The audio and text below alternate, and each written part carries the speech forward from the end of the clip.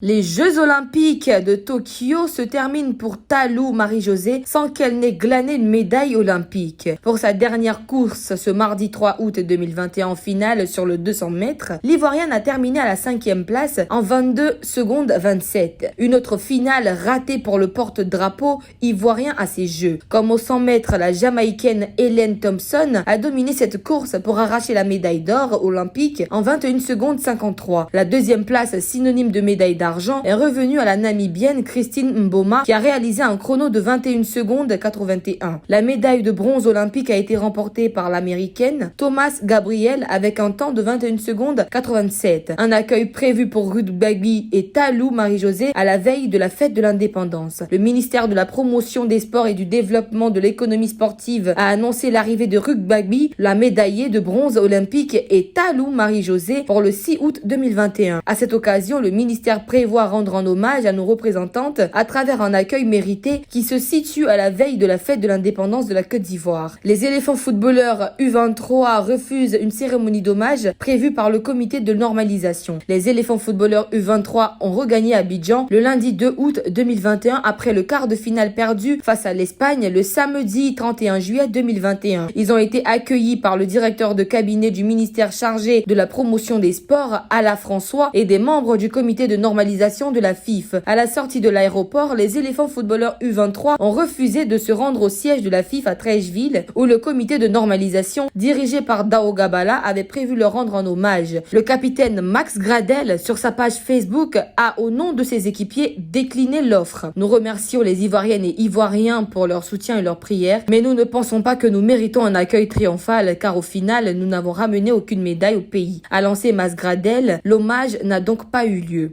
Une médaille de bronze pour la Nigériane Eze Brume en saut en longueur. La championne d'Afrique Eze Brume a remporté sa première médaille olympique avec un saut de 6,97. Elle a terminé 3e du saut en longueur derrière l'américaine Brittany Reese et l'allemande Malaika Mihambo qui ont terminé l'épreuve respectivement à la 2e et à la 1re position. La championne d'Afrique a cru à l'argent et pouvait rêver même de l'or car elle était coude à coude avec l'américaine Reese. Mais sur le dernier saut, l'allemande Mihambo de 7 mètres a ruiné ses espoirs. Le record du monde du 400 mètres est battu par le Norvégien Karsten Warholm. Le Norvégien Karsten Warholm a battu le record du monde lors de la finale olympique du 400 mètres en 45,94 secondes. Il devient ainsi le champion olympique de cette discipline. L'Américain Ray Benjamin a remporté l'argent avec un chrono de 46,17 secondes. Le Brésilien Alisson dos Santos complète le podium avec un temps inférieur à 47 secondes, également 46,72 secondes. Les 3 athlètes figurant sur le podium de cette course,